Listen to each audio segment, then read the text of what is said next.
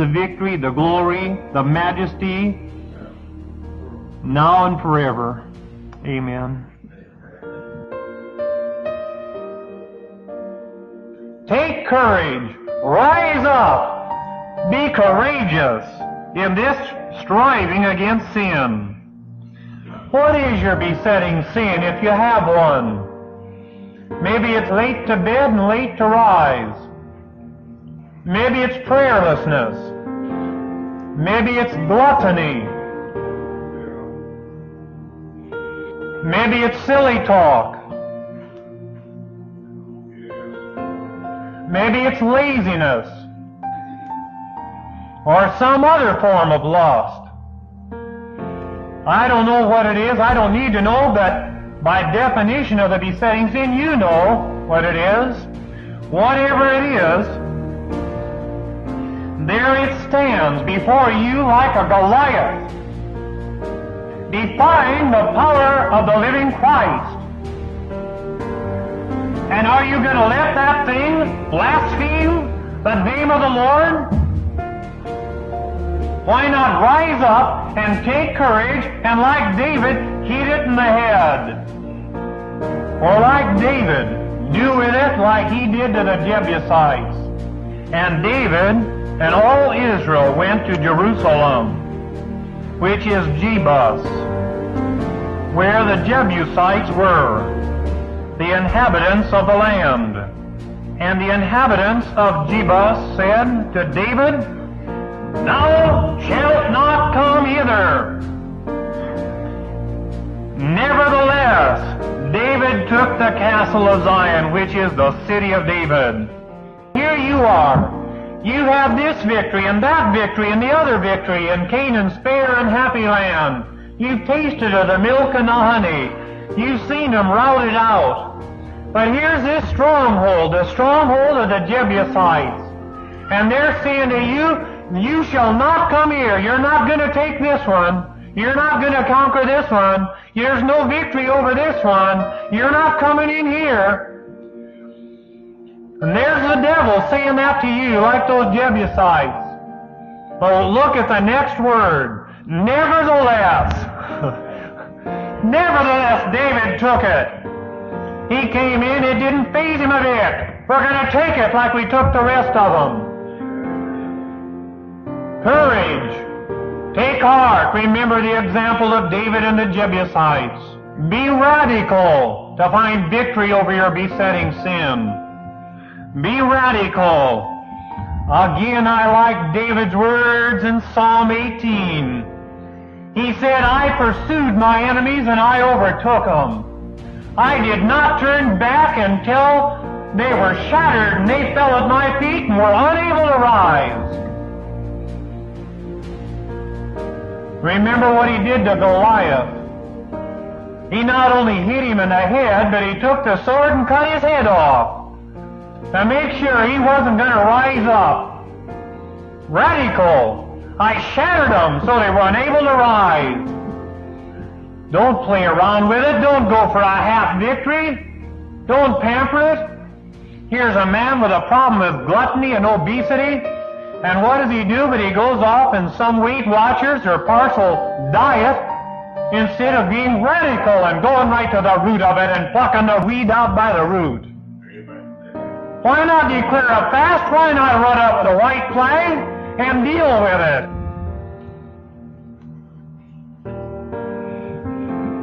You take a doctor that prescribes the pills.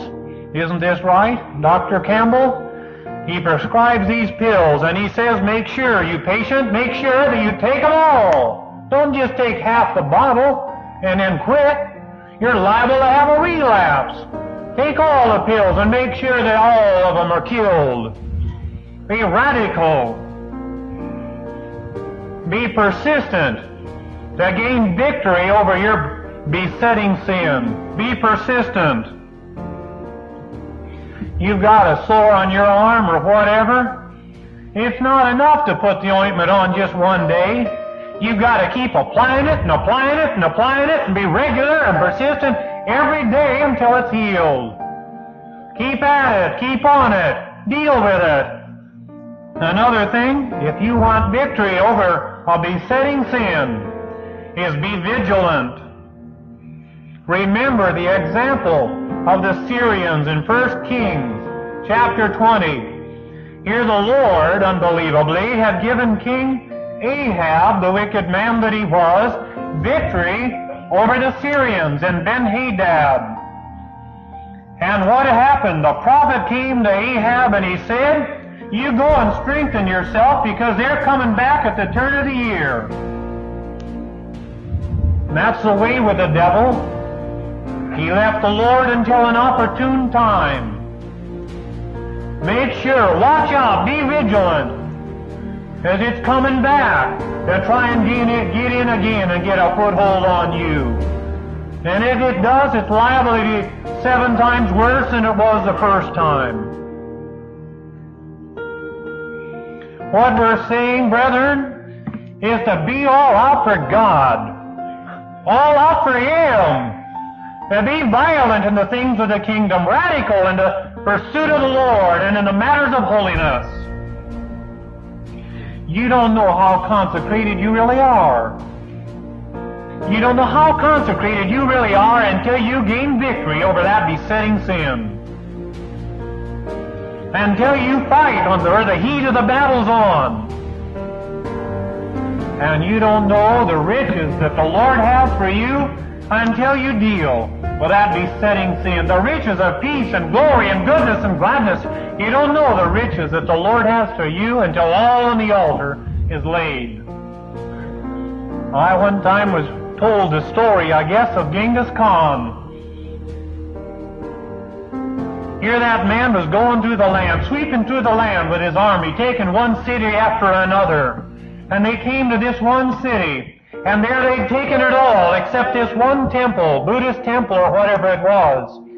And they got into that temple and there they went into the inner sanctuary.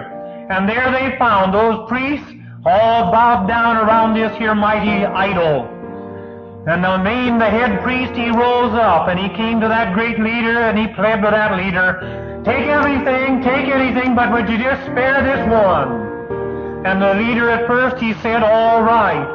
But then he thought again and said, no, cut her down. And they knocked that idol and split it wide open, and there came out buckets of jewels. If he can just keep one stronghold sin in our life, he knows that he's holding back the riches of the Lord from us. To have victory over a besetting sin, it just means believing God. Have faith in God. That's what all those witnesses were crying out in Hebrews chapter 11. By faith, by faith, by faith. Have faith in God. And really, what sin is it that's too big for the Lord? Isn't that why the Lord came, was to set His people free from their sins? Amen. Doesn't it say in Titus 2:14, He gave Himself for us, that He might redeem us and deliver us from all iniquity, every lawless deed, and to purify for Himself a people zealous of good works. 2 Timothy 4:18, the Lord will deliver me from every lawless deed, and preserve me unto His heavenly kingdom. I mean, it says every, it says all. Isn't there power in the blood to deal with that thing that seems so impossible in your life? That seems unconquerable in your life? Isn't God sufficient? Isn't the Lord sufficient? Isn't the blood, isn't the cross sufficient for that? Really what you're doing by putting up, by tolerating a besetting sin in your life, in a measure you're blaspheming, you're insulting the cross of Christ.